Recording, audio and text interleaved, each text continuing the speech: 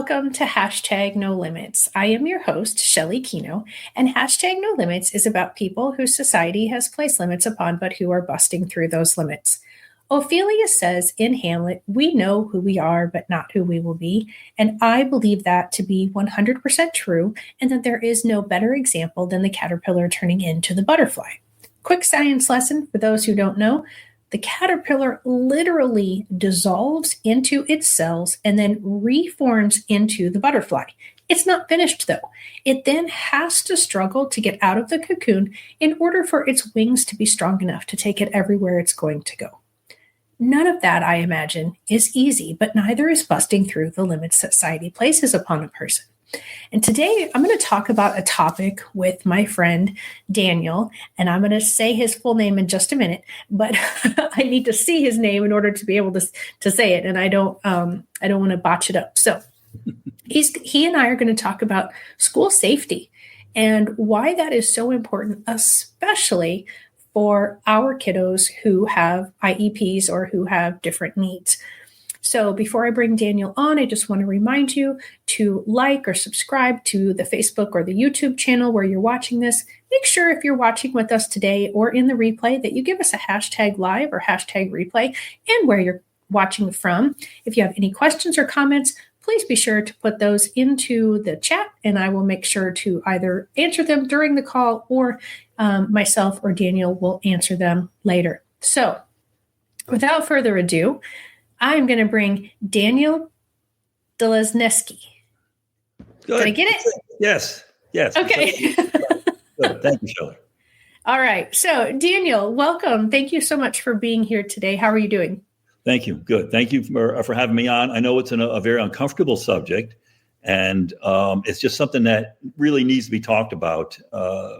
But usually when it's talked about is when something happens. It's like everything else. I was on a podcast the other day and I see it's like a sine wave. You know, it gets this very high media coverage, very high parental coverage. And then it kind of drops off because no one really wants to think about this. You don't, because it's something that is unthinkable. It is very rare. I will say that. Even though the media focuses on this a lot, it is a very rare occurrence. But again, it's something that I do go on these podcasts to make sure that teachers, students are prepared and have the confidence to prepare for just such an incident. It's always best to be prepared and be proactive. Yeah, absolutely. And I talk about this a lot when I'm in IEP meetings. You know, we need to be proactive instead of reactive. Mm-hmm. And, you know, we have to practice even for those things that we really don't believe are going to happen, whether that be fire drill. Yes.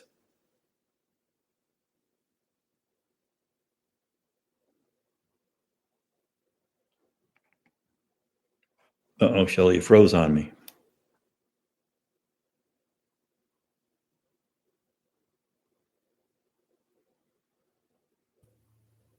Okay. Well, I apologize for that technical difficulty.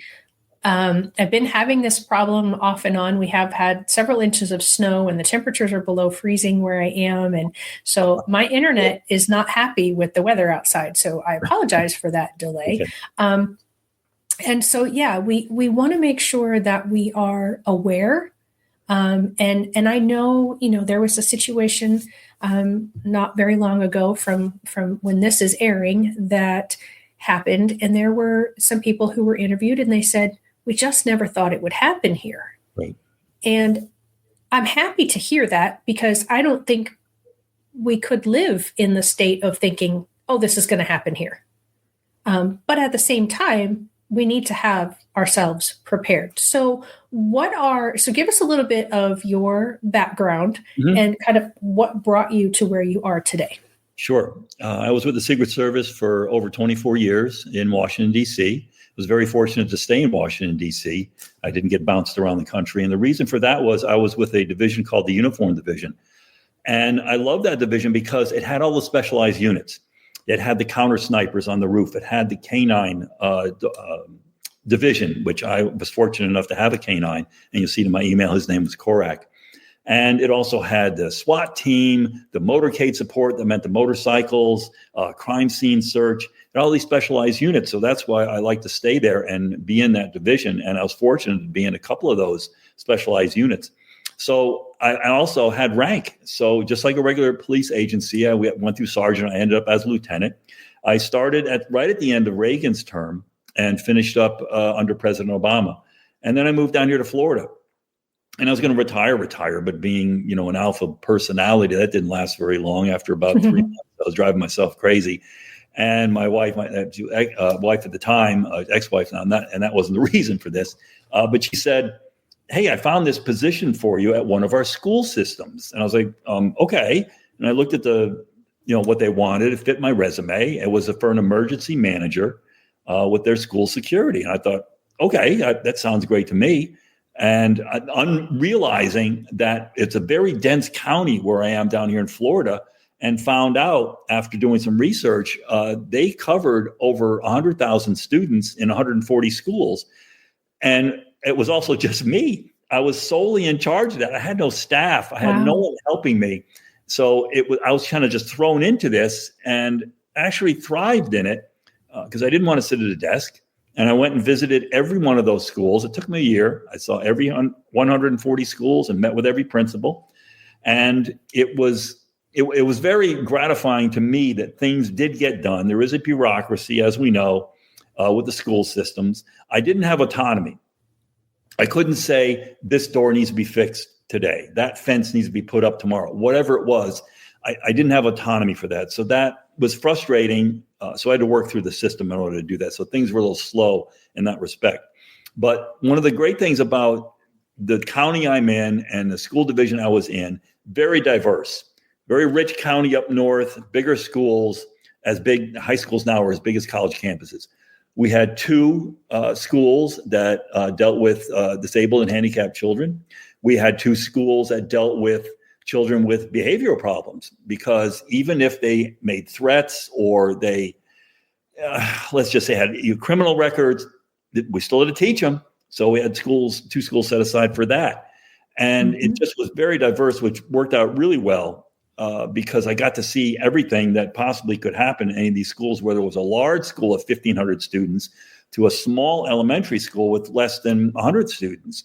So it worked out very well. And it took a while to, get things moving.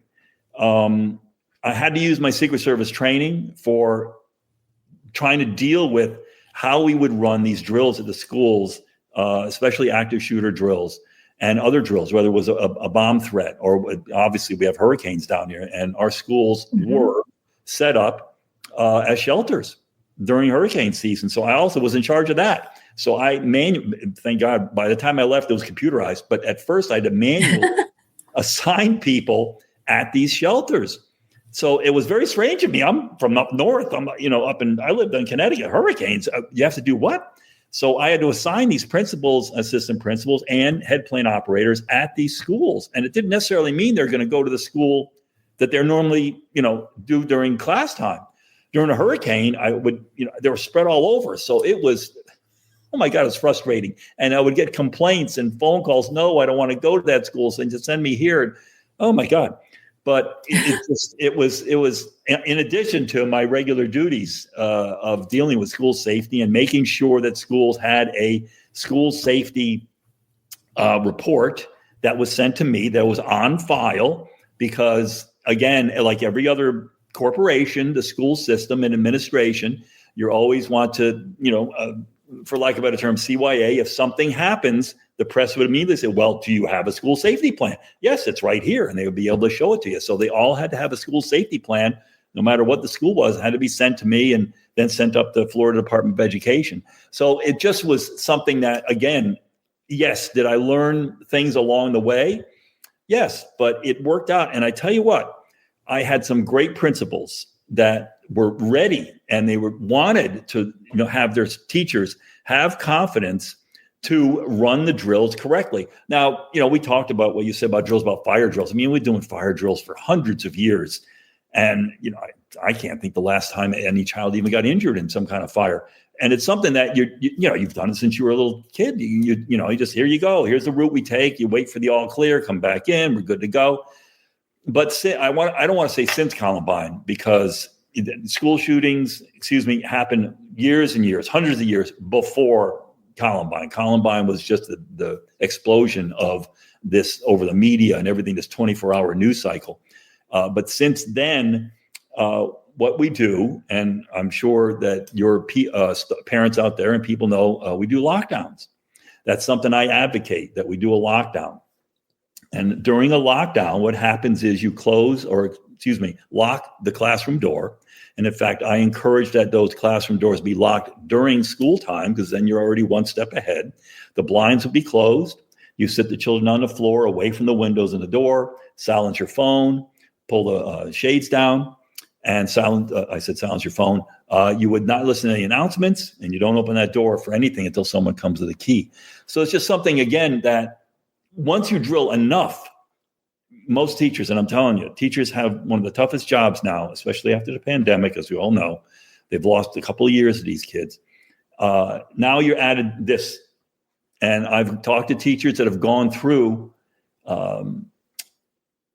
some kind of tragedy or something that would happen. And now you hear about a school shooting, and they would have their spouses, their boyfriends, girlfriends saying, I don't think you should be doing this. And I would go to meetings with teachers, and they'd be raising their hands going, I didn't sign up for this. I signed up to teach these kids. I signed up to take care of them. I signed up to, make them grow and get a great career. Not for this. It's just something, it's just the way society is now. And I know it's not something I really want to get into, but you could talk about, why is this happening? Is it going to continue? How can we prevent it? That's something that would take hours to talk about. And right. It's something, again, that these teachers to me are doing a really great job. I try to help them as much as possible and give them the confidence that, look, I know it's a terrible thing to have in the back of your mind that this could happen. More than likely, it's not. It may be being hit by lightning, but I just want you prepared that just in case, just like a fire, if it does, this is what you need to do. And it's a very simple process just to hear about a lockdown. Now, the problem I'm having, and I don't know if your folks out there in the audience are having it, but there are marketing companies out there that want to change things. And sometimes it's a knee-jerk reaction. Let's get away from lockdowns. We've had those for so many years. Let's do something different. And one of the things they try to do differently is called run, hide, fight. And run, hide, fight has also been in the ether now for 20 or 30 years, but it's made for businesses, for corporations, and for adults. And there's a video that's been out for this long, and it's an old video done by the Department of Homeland Security and Houston Police Department. And it shows a bad guy coming in, and the narrator goes over, like the movie narrators, if you can run, you should run. Then the next step, if you can't, then you should hide. And the third step is, if it comes to it, you have to fight. And somehow this transferred over to schools, and I completely disagree with it, because I don't even care if you modify it. I'm not going to have children run out of a perfectly safe classroom or try to fight someone. I don't care, even if you're at high school level. And the other thing that's marketed out there now is something called ALICE training. And there, you can go to them on the internet. It's an acronym. It's ALICE. And ALICE stands for Alert, Lockdown, Inform, Confront, Evacuate. Kind of confusing to remember all this stuff. But what's happening is they market it towards teachers, administrators, and these teachers, administrators love it.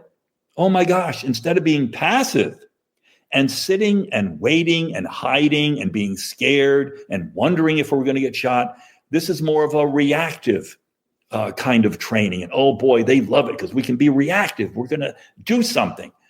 And when you go through the process, it's like, well, whatever they're doing, it's very dangerous. And in fact, this marketing company has been sued civilly for millions of dollars just for the training itself. And there are no, as far as I know, my mentors are people who have been in the business for 30 or 40 years. And they still agree lockdowns are the way to go. Every school is different, but lockdowns still work no matter what school you've got. I don't care what, it doesn't matter. High school, elementary school, middle school, doesn't matter. So this idea that we're going to change things and have this reactive program, which we found out, it's easy to go back and look. I mean, we can start with Sandy Hook, to a town that I live next to. I lived in Monroe, Connecticut. My sister now lives in Newtown, Connecticut. Sandy Hook is a school that's in that town. And the principal came out and confronted the shooter, and she got killed. We saw it at Marjorie Stoneman Douglas here in Florida. The gym teacher confronted the shooter and got killed. Nashville, Iowa. I mean, it goes on. And that's part of this training that, look, I don't know if you agree with me or not, Shelley, but at the point where you've got some unhinged individual that wants to create havoc and violence, you're not going to calm them down. You're not going to confront them and talk them down from what they're doing. That's too late. You should have talked to them months ago. At this point, they're already at the end. I mean, they're going, either it's going to be suicide by cop, they're going to kill themselves, whatever it is. They're not listening to anybody. I mean, they want numbers. They're going in and create this violence. So I really disagree with this type of training. I don't want somebody to get involved in it. And if parents hear this from their children, and that's the main reason why I go on these podcasts, talk to your kids, find out, what are they doing for emergency procedures? Are they having you go into a lockdown or locking into a room and they're perfectly safe? Or are they telling you to run out of the building and evacuate? Or are they telling you, and this is part of the training, to throw things at a gunman if they get in the classroom? No, I'm not having my child throw something at a gunman. And my next question would be, how do you get in the classroom in the first place? That door is locked. That's one reason, and I'll play devil's advocate because I get a lot of even law enforcement people say, well, if they're in that classroom, they're sitting ducks. I know they're not. There's no documented, and in fact, there is no document to this point of all these active shooter things that have gone on for all these years of someone breaching a locked door. It takes too long. They're not going to do it. They're looking for easy access. So if that door is locked, they're moving on to the next door. And a perfect example is that video of the Nashville shooting where you had the shooter outside. They busted through the glass doors at the entrance, and you see them walking down the hallway, and they're trying the doors. Locked, they're moving on. Lock, move on. Open, they go in. So they're not going to sit there and waste time by trying to bust through a locked door because they know the police are coming. I mean, in fact, I'm not on here to advocate for my book, but my book is called The First 5 Minutes because FBI data has shown most of your school shootings last between 3 and 5 minutes. That's a short time. I mean, it feels like forever when you're involved in it, but it really is a short time because the police are on their way, or the school has a school resource officer who's armed and they're going. So I try to tell people, look, talk to your children, find out what's going on. If you're uncomfortable with how they're doing this drilling for your students, your kids, talk to the school. And if that doesn't help, go to the school board, talk to them. If that doesn't help, now it's time to go to your legislature and say, look, I really disagree with this. I don't want to pull my kids out of the school. I want my school to be safe, but I want these drills to be run so my child is safe. So that's the main thing I try to advocate for parents to talk to their children to find out what's going on. And you do have to say something because this is not like the old days where you drop the kid off. Hey, I'll see you after soccer practice. I got to go to work. And then at the end of the day, you sit around the table and what would you talk about? What'd you do in school today? What did you learn? Nope. It doesn't happen anymore nowadays. Now with this 24-hour cycle, the social media, you hardly get a chance to sit with your children at dinner time and get a chance to talk to them. You have to find out what's going on. Yeah. So thank you for all of that. It's a lot. It is. I apologize. Once I get going, it's hard for me to stop. No. You are totally okay. I appreciate everything that you shared. There's just a few things, to touch base and maybe kind of pull out a little bit more. Mm-hmm. So one of the things that you mentioned was that there are even some law enforcement officials and a lot of parents and educators as well that feel that if you're just in the classroom with just the door locked, mm-hmm. that you are sitting ducks. And I remember when I was teaching full time that, I was always blessed because I had a mobile partition. And so I had that set up in the corner on the same wall as my door. And it was the far away corner from my windows because unfortunately my door and my windows were on opposite walls. Okay. And, or even in classrooms where I only had a door and I didn't have windows, I would set this partition up, the opposite way. So I could put my kids, kind of behind that partition.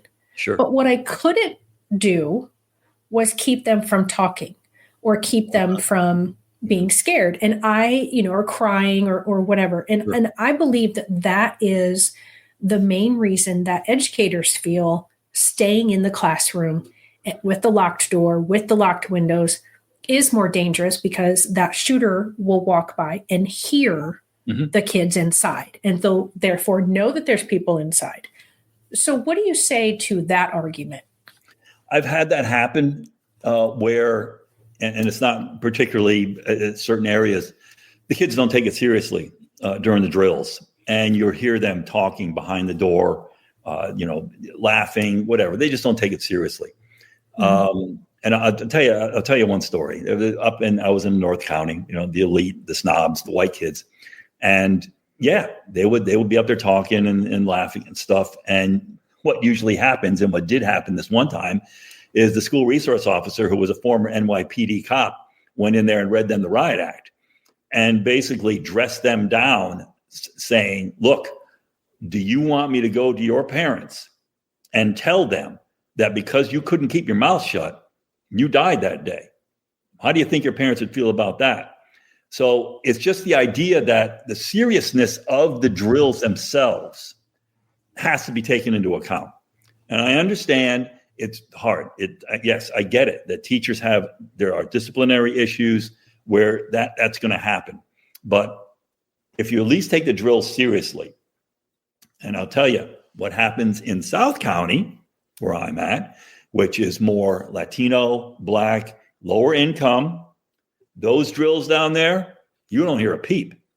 And the reason is because they're in an area during the weekend or after school, there's a lot of stuff going on down there. Assaults, there's gunfire. I mean, these kids know they got to take this seriously because they're involved in it in their daily lives. So, and even if you have the kids in a classroom like that with the door locked, that shooter knows there's kids in that classroom no matter what. I mean, if they're coming in, 99% of your shooters are either former students or current students. They know what's going on in that school. They've been observing this particular school that they're going to create violence in. They're observing this for 3 or 4 months, at least that amount of time. This is not something you woke up one day and grabbed the gun and say, I'm going to go shoot up the school. There is planning involved. They know there are kids in that school. I don't care if they're quiet or if they're talking. Doesn't matter. The door is locked. They are not going to shoot out a locked door just because they hear kids talking behind the door. What difference does it make? Whether they're quiet or they know they're kids, they know they're in there. So they see what happens all the time. They know what exit. Look, the crews at Margie Stoneman Douglas, he knew what gate to go through. He knew what door to go through. It was 3 floors. That school is a huge school. It was like a college campus. And he walked in unabated. No problem. What? Nobody stopped him. He walked through. He had a long rifle, for God's sakes. So this idea that if they're talking, and that's just one idea, because there've been other things that were mentioned about, don't let them sit in the classroom and evacuate. That I don't think that affects it at all, because it doesn't matter whether they're talking or not. The door's locked. They're not going to bust through the door because they're not going to break the lock. The other thing is, if you're going to put the emphasis on the teacher to make that decision of whether to stay in a lockdown or evacuate, that liability is just going to create really bad stuff in your head. I don't want a teacher sitting there going, geez, if something happens, it's on me. And stuff you're going through your head like, I'm liable for that? I have to make the decision for 30, 35 kids?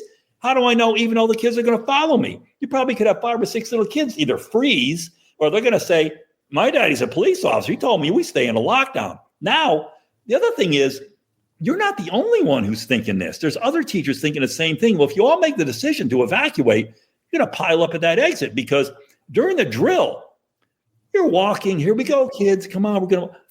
During the real thing, panic. There is going to be massive. You are going to run your butt off to get out of there. Why?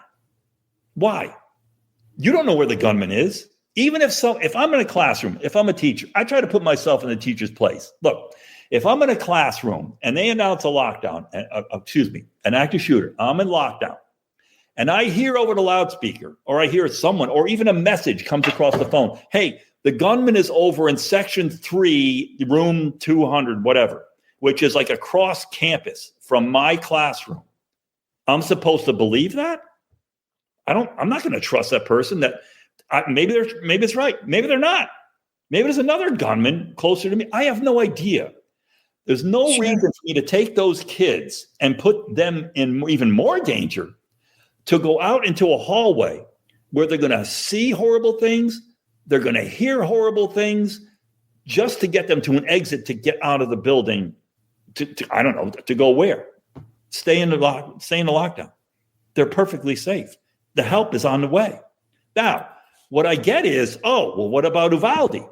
What about Marjorie Stoneman Douglas? Those police just stood outside and did nothing. Look, I'm not saying that's going to happen. 99% of the police out there are trained in this. That was an anomaly, and the media just went ballistic over that stuff. Look, I was also upset, but that shooter got in because the door was unlocked. The outside door was unlocked. The classroom door was unlocked. He just walked in.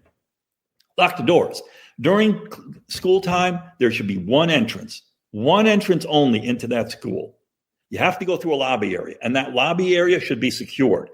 Whatever person comes in, you come in, you're checked at the counter with your ID. The only way you're let in there it comes back that you have access and you were allowed in, whether with a key card, a key, or someone actually escorts you into the building. I mean, yeah, you can do it like a private school. I mean, most of these schools don't have the personnel for that, but most private schools will just they're like, whatever the parent is, no, you're not getting in. We'll bring the student to you, or we'll bring a representative to you. What's the issue? You forgot their lunch or whatever it was, you need to talk to them. We'll bring the kid to you. I'm not going to have a parent go in, even if I've seen them or a stranger come into that school. I don't trust anybody. I mean, that's just me. What happens in schools, as you know, you got either PTA members or other parents that have been there a number of times. Look, you trust as much as you can. And the thing of it is, especially with schools, you want the welcoming atmosphere. And the question I get all the time is, how are we going to prevent this? You cannot make schools a prison. You can't. I don't care. You just can't do it, because you want some kind of welcoming atmosphere so the kids, the staff, the parents do feel welcome to come into the school. Yet there has to be a line drawn where there's certain things that it has to be a boundary where you have to at least make it safe. Now, with that being said, most of the time what happens is the principal or administration will say, hey, we got a grant. Let's put in metal detectors, or let's put in more cameras, or let's put in some other technology. Don't do that. Stay away from that. Use your money to train your people, because it's up to the humans, not up to technology. Technology is always going to fail, and metal detectors are nothing but security theater. They look good. They don't prevent anything. If I've got some unhinged person who's going to get into that school, I don't care if there's a metal detector there. They're going to get in and create violence anyways. That's just a waste of money. It should be on your people to observe, to find out what's going on. You got a stranger. Now, I'm going to tell you something, Shelley. Probably it's going to upset you, but I've been to, more than, over 100 active shooter drills. But I was also assigned by my superintendent to go to this high school. It's in North County, about 1,500 kids. And they said, look, we're having some issues where the gates are open. People are getting in. We're getting complaints. He said, go up there and find out what's going on. When I went up to the school, everyone needs to wear a pass or a badge with identifying you. So I put that in my shirt and hid it. I had a baseball cap on and a hood in case someone recognized me. I easily got on campus. Any high school, you can get on campus. I mean, it's sad, but you can. So I'm walking around, Shelley, at least 20 minutes, and everybody's friendly. How you doing? Hi. Oh, and I walk with purpose. I wasn't like lounging around like some homeless person, kind of, just kind of, acting weird. I was with purpose. I'm going here, and then I would turn the corner and go there. I was walking with purpose, had a piece of paper in my hand, like I had something to do. And everybody was friendly, even the kids. Hey, how you doing? I'm a stranger. I don't know any of these people. Finally, after about 20 minutes, I'm like, this is ridiculous. Nobody's even attempted to talk to me. Why? I don't have a pass. Who am I? What am I doing? So around the back of the building, there was this glass enclosed classroom, and there were kids in there doing twirling. They were doing the twirling stuff like cheerleaders. And I was pretending I was taking pictures of them. Still nobody stopping me. So I'm like, this is crazy. I got to go talk to somebody. So I came out again, and now it's near lunchtime. So, of course, being a high school, I mean, there's kids, the bell rings, and there's kids going everywhere. I mean, all running all over the place. And I started walking towards the administration building, and I see an assistant principal who I had met previously. And he kind of glanced over at me, and I just kept walking, kept my head down. I kept walking. Well, he starts making a beeline towards me. I'm like, okay, let's see what happens here. And he goes, can I help you? And I said, yeah, I'm looking for my car. And it completely threw him off. He's like, your car? I said, yeah, I know I parked it over here somewhere. I forget where I parked it. I got kind of turned around. So he's all confused. And he goes, well, what are you doing here? I said, oh, I like to visit high schools. I said, I just, was wandering around. I stopped and came into your high school. It's a very nice high school. I said, you had a lot of kids here, very beautiful. And I was out back and I saw these cheerleaders back there with their twirlers, and I was taking pictures of them. And wham, he grabbed onto my arm and he goes, you're coming with me. I was like, good job. Thank you. So as we're walking out, I take my pass out and I'm showing it to him. And I said who I am. And I said, the superintendent has sent me. And he's completely confused. He is like, what? Who? I mean, it was just, he didn't know what to do. So we get outside the gate, and next to us was a vehicle gate, but there also was an entrance. It was an exit gate where you push the exit out, metal gate. So we're standing there, and finally he starts to calm down. And of course, he's trying to pass the buck. At these huge high schools, usually there's like 4 assistant principals. Well, the one in charge of the safety, no, that's so-and-so. That's not me. I'm like, well, you're here now, so I'm going to be talking to you. Yeah. Shelly, as we're standing there, not more than 10 minutes after we're standing there, a student comes up, takes off his backpack right in front of us, throws it over the gate, hits the button, and walks in. And I looked at him and I said, really? Really? And he's just got all red-faced, and he said, yeah, I guess we got to take care of that. I said, yeah, these kids aren't dumb. I mean, why would they go to the lobby? Just take your backpack, throw it over the fence, hit the button, and you're in. I'm like, oh my God. So, and that was just one incident at a high school. I had another incident at an elementary school where I was wondering, how would I, let's say I'm a pedophile, let's say I'm a bad guy, wanted to get in. So I sat there one day and I'm observing the school. And what was happening was the head plant operator, he was one person, and he didn't want to walk from one side of the campus to the other where all the deliveries were made. So I found out he had a lock, just a regular lock, clasp lock on the door. And he told the delivery people, yeah, just put the lock on there, but don't lock it. Leave it unlocked. So that way they can take it off and do their deliveries. And he doesn't have to respond because he's way across the other side of the campus. Okay. All right. So I went there another day and I took a look. Yep, it's on there, but it's not clasped. I took the lock off. I walked in and I sat at one of the picnic tables there in an elementary school. And I'm sitting on this picnic table, and there's another lady over there, probably with her child, having lunch or a snack. As I'm there, sitting on this picnic table with no identification at all these kids, hi, how you doing? The teachers, how's it going? Yay, all right, hi. I was very friendly. Oh, hi, everybody. I'm some stranger. They don't know me from Adam. What am I doing there with little kids? You're in your mind, you're thinking, oh my God, the things, if I had that intention, I could do anything here. I could hide in the bathroom. I could take pictures of little kids. Again, I must have been there for 15, 20 minutes. Nobody's saying anything to me. No one. I'm like, I had enough of this. I go back in. I find the principal. I said, this just happened. Oh, no, she goes, we tell our people to at least challenge people or at least talk. I said, well, you better retrain them because they didn't do a darn thing. And I understand no one likes confrontation, but you don't have to be confrontational. You see a stranger without a pass, without something identifying them that they are allowed in your campus, talk to them. Ma'am, sir, I see you don't have a pass. You do need to go to the principal's office. I can show you that, where it is, or I can escort you there so you can get a pass. Everybody needs a pass. If there just look like there is going to be some kind of confrontation, sure, get a hold of the HBO. If you've got, a gym teacher, somebody that, is a little more in authority, call them over. Hey, I don't know what the deal is with this person, but they don't have a pass. Tell somebody. Don't let them just sit there and do whatever they want. So it's just, and I'm not saying that to scare anybody. I'm just saying that you need to be observant. And if you do see that, you're protecting your kids and yourself. Just say something. Right. You don't have to be confrontational. Hey, what are you doing over there? Just walk up. I see you don't have a pass. Can you respond over and get one? So that's just one thing that really, really bothered me. And I would and Daniel, I'm gonna interrupt you for just a minute, because I think about, those were bigger schools, bigger areas, I think, that you were talking about.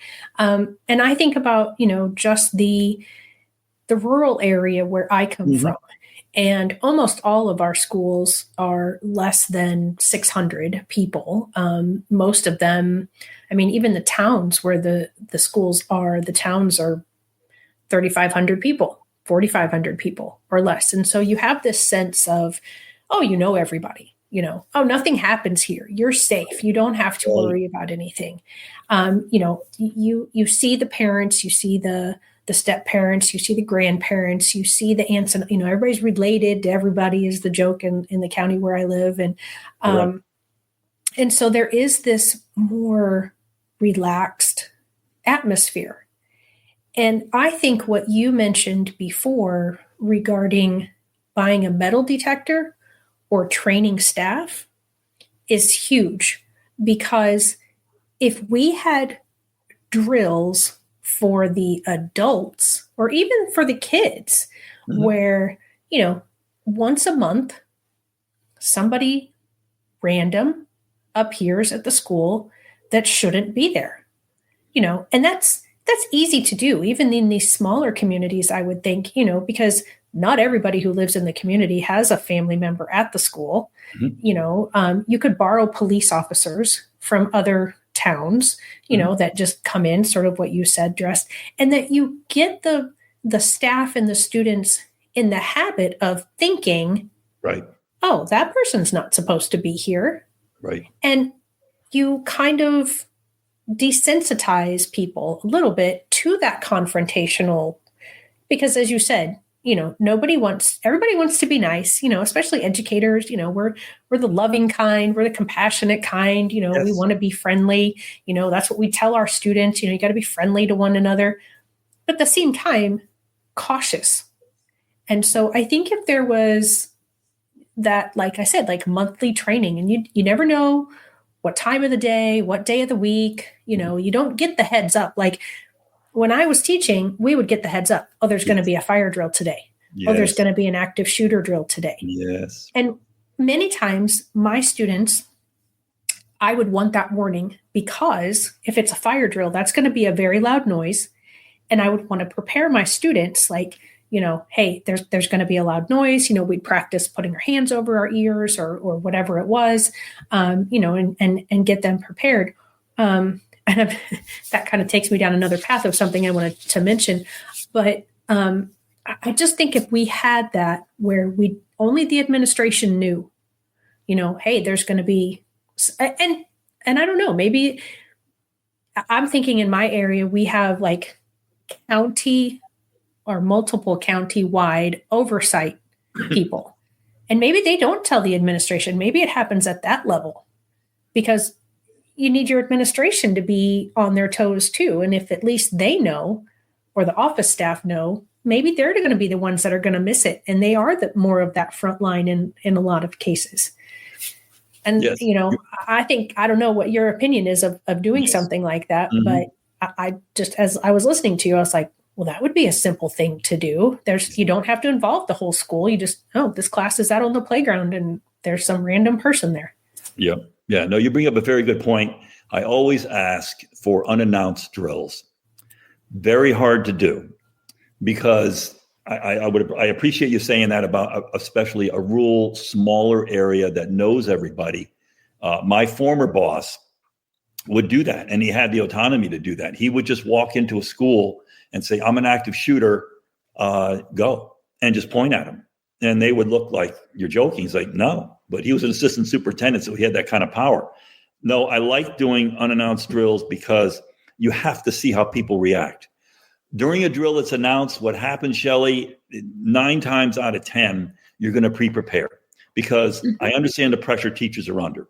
Look, they're testing. I got homework to do. I got all this stuff to add up. I want to get this drill over with because minimum amount of time is going to be an hour.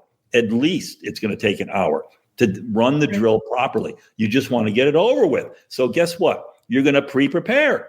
The door's already locked. I'm going to put the blinds down and kids go sit on the floor. I'm going to silence my phone. Okay, let's get this drill over.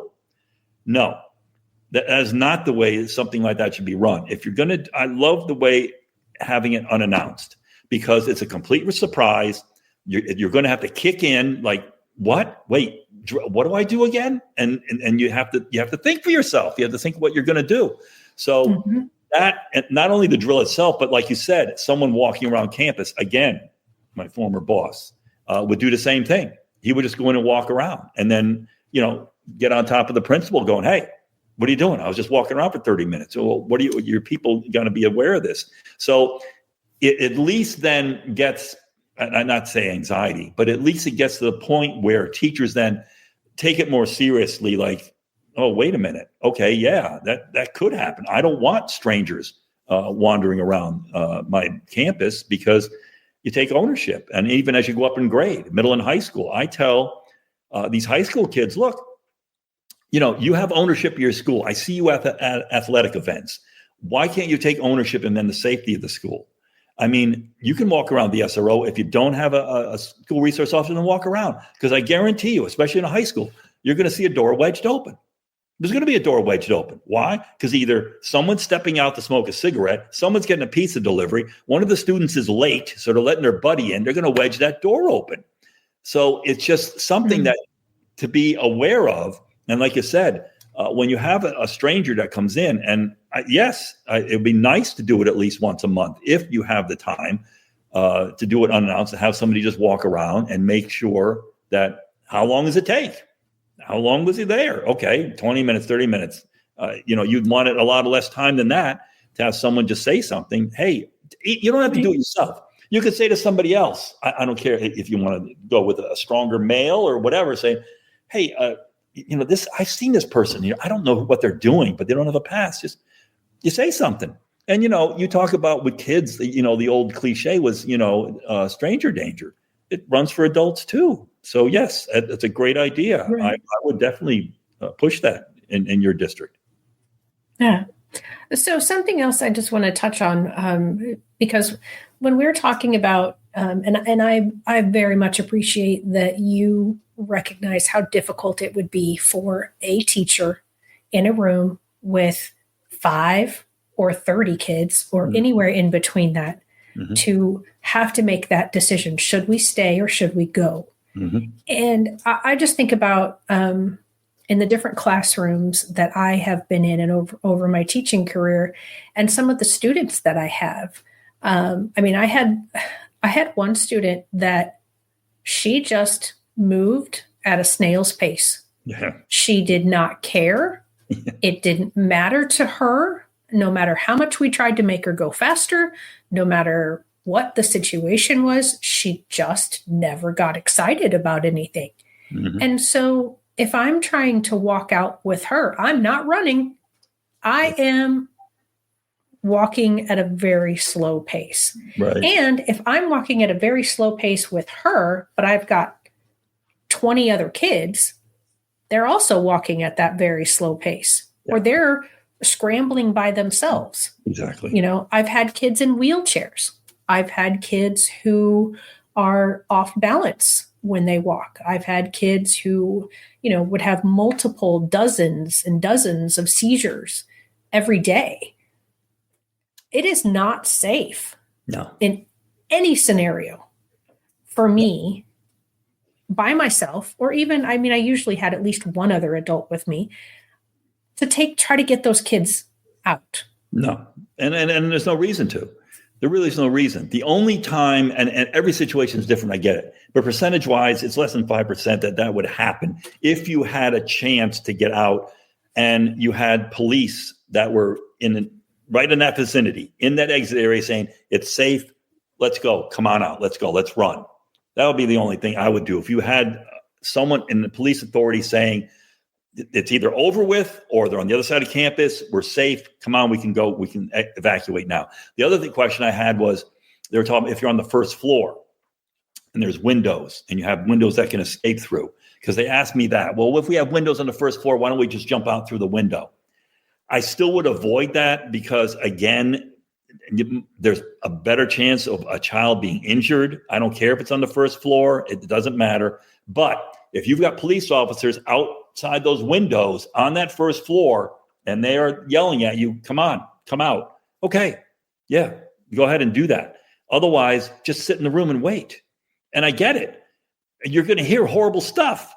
And you're going to be panicking. You're sitting there going, why are we sitting here? Why isn't this stopping? It's going to stop. It's going to end. They're on their way. Now, I think I talked to you before about being a rural area and the police response. And I ask, obviously, if it's in the budget, forget about the technology, go with hiring school resource officers. At least you have a fighting chance now because that person's going to be trained and they're going to go to the danger. If it takes 10 minutes, hopefully not more than 15 minutes for the police to respond. If you have someone on campus, then again, I would have parents push for get school resource officers there. Especially in more urban areas. After we went through the pandemic, and defund the police movement, that kind of got pushed back because the students would, have some kind of conniption about somebody being in uniform. Look, school resource officers are there for protection of the students, the staff. They're an advocate. They go through training. They volunteer for this. They want to do it. They're not there to arrest you or harass you. That's not their job. But it's such a great advocate. And what happened with this defund the police thing, it mostly was parents who wanted them back in going, no, put them back in there. I want my kids safe. So I would advocate for that if you're in a rural area where the police response, you just don't know how long it's going to take them to get there. But you're absolutely right. You're going to have issues. Even during the drill, if you do a drill and you say, well, let's just see what happens. Let's just see, we'll do a lockdown, but next time let's do an evacuation where we go out and just observe these children as they come out and as they're walking going, okay, in a real panic situation, would I be able to get these kids out in time? So I wouldn't want to put that burden on a teacher or that liability in order to do that. Easier and much safer, just stay in the classroom. Yeah, absolutely. I 100% agree because every teacher that I have ever worked with, even the bad teachers, they want to protect the kids. Sure. They want to do what they can do. They also want to protect themselves, but they have, they want to protect those students. And no matter which way it would happen, if it were to ever happen that a teacher made a decision to do something different than what the majority was doing, or, in that situation, if it was their decision to stay or go, if something happened to any of the kids, no matter what decision they made, they would feel horrible. Of course. However, to put that sole authority, though, in the moment on a teacher is too much. Yeah. Teachers have enough, like you said, we have enough things to worry about, and trying to decide what's safe, what's best in that moment. That's not the time to make that decision. We don't, as educators, we get training on a lot of things, and we do not have, because we wouldn't have all the information. And you cannot make a good decision if you do not have all the information. Exactly. Yes. And I don't expect teachers to turn into some paramilitary Rambo at the flip of a switch. That's impossible. I don't care how much training you've got. I don't care. If you're former military, former law enforcement, good for you. If you're a teacher, that's great. But I don't expect the majority of the teachers to have that type of training or to have flipped the switch going, hey, you got to turn into Rambo. No, that's not what it's all about. I just give you enough confidence so that, okay, active shooter, I know what to do. And I'm going to mention this now before I forget. And again, I'm not pushing the book. I'm just saying if you want to get the book, it's only 77 pages, Shelley. You read it in an hour and a half. It's not a 200 page book that you're going to get bored in. In the book, I've got these. These are laminated. but it's a quick reference card. And you put it on your lanyard, use for your copiers or whatever, your ID. And on here, I've got everything from threatening weather, suspicious person, lockdown, lockout, bomb threat, that kind of stuff. Because I'm telling you, no one knows how they're going to react in an actual emergency. You just don't know. You think you can plan, okay, this is, well, I'll do this, I'll do that. You don't know. You really don't know. And you're going to go blank sometimes. You're going to forget what date is, your name, everything. And you're going to go through the lockdown procedure going, did I do everything? And you can easily look on a reference card, oh, geez, I forgot to turn the lights off, or I forgot to put the blinds down. And that's what it's for. And it's in the book. You can download it and just laminate it if you want. And the reason for that was I had a doctor friend, and she said, oh, yeah. She said, we use those all the time. I'm like, what are you talking about? I said, heck, she said, we'll have a code purple. We haven't had in months. I forget what that is. I got to look on the card to see what a code purple was. So it's just another tool that's, easy enough to use, and you can reference it quickly. Because I'm going to tell you, I had a real incident, North County of mine. I was in a middle school, and the assistant principal there I knew because I worked with her husband in my county. And she was very proactive in doing the drills and making sure her staff were prepared if something happened. Well, something did. Across the street from the school, there was a person there who disagreed with his mom's boyfriend. And he took a gun out in the street and he shot up the house. And what they should have done, the school right across the street went into a lockdown. Now, nothing happened. No one got hurt, but they did the right thing of going into a lockdown because, police cordoned off the area. So they go into a lockdown. Police say everything's good. We're okay. Let's throttle it down. And they have what's called an after action event, which you should always do after a drill or even a real thing. She found out after all this training she had done with all her teachers, 1/3 of her teachers froze and didn't. These were people that had already gone through the drills, had been trained. These weren't the substitutes that they brought in from 1/3. So you don't know how you're going to react. And I'm not blaming anyone. I'm just saying that could happen. You don't know how you're going to react. You're going to get that fight or flight response. I mean, your stomach's going to be upset. Your mouth is going to go dry. All these things are going to happen, which are natural. But you still have a thought process. You still have to go through the procedures and remember what to do. I used to have in the classrooms, they had a chart that they would hang on the wall next to the map that, to exit out.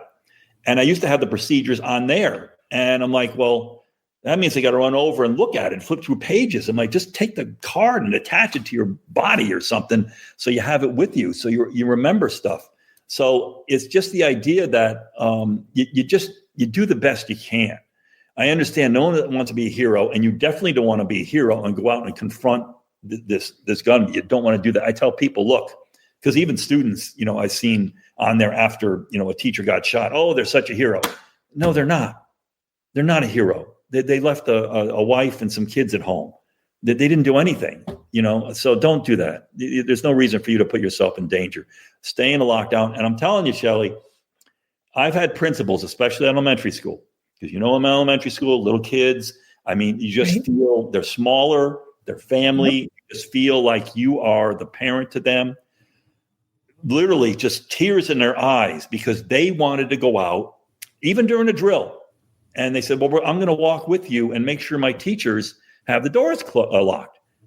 Okay, but what would you do during a real incident?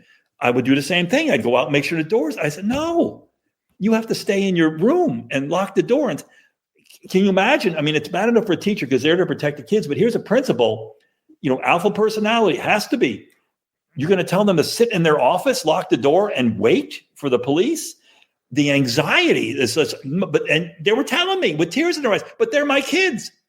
They are.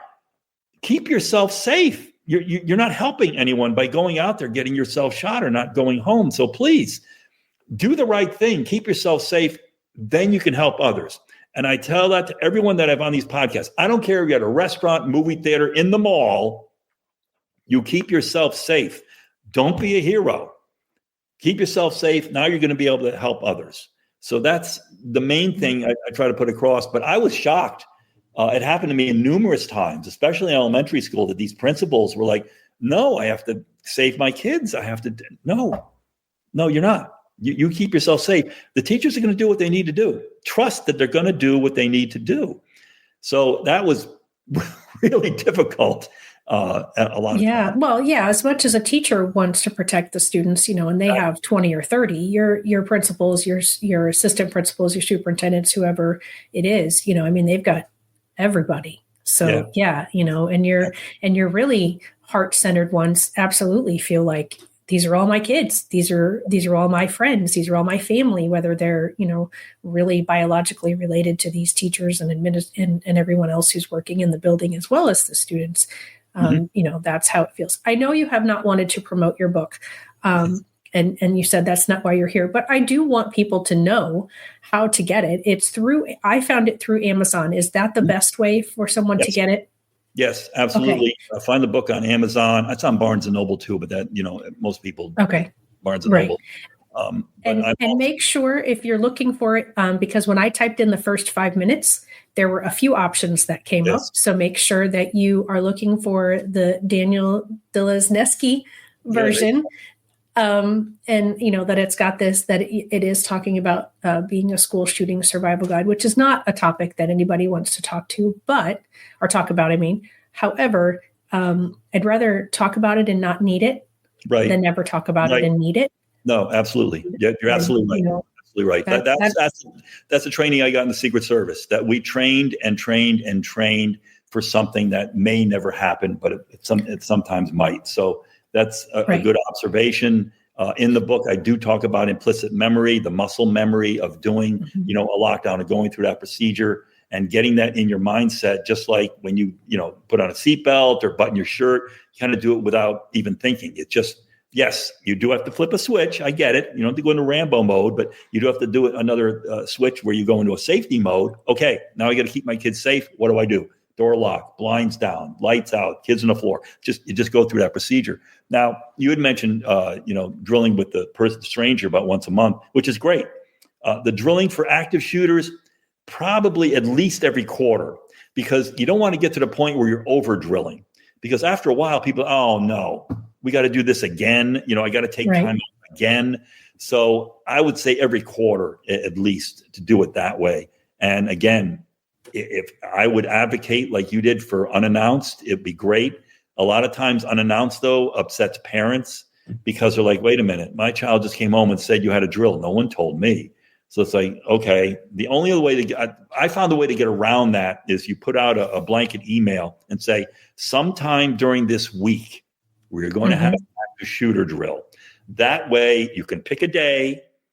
The rumor mill will probably still get out, but try to keep it enclosed with just your administration people and maybe a few teachers on this day at this time. But that way you still get that unannounced across to some people and see how they react. Yeah. And I know it's tough. And I know that there are kids who would get fixated on it if you didn't announce it. And I know there are parents, and it's usually those parents.